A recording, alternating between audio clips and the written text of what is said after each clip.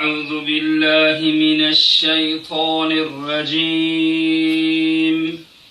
بسم الله الرحمن الرحيم. ألف لام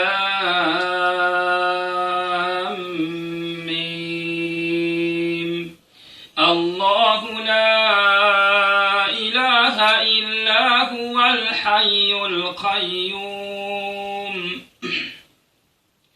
نزل عليك الكتاب بالحق مصدقا لما بين يديه وأنزل التوراة والإنجيل من قبل هدى للناس وأنزل الفرقان.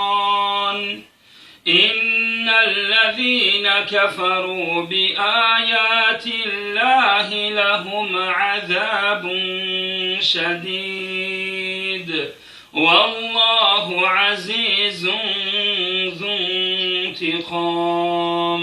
سبحان ربك رب العزة عما يصفون وسلام على المرسلين والحمد لله رب العالمين.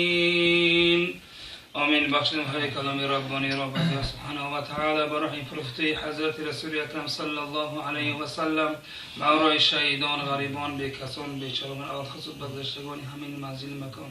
ربنا علیک توکلنا و الیک انبنا و الیک المصیر برحمتک یا. بسم الله الرحمن الرحیم.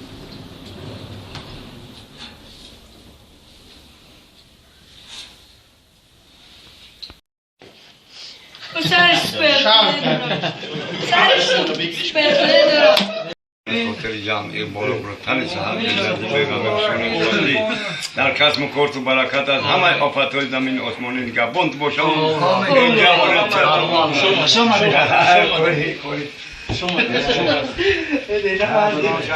سازی خوبی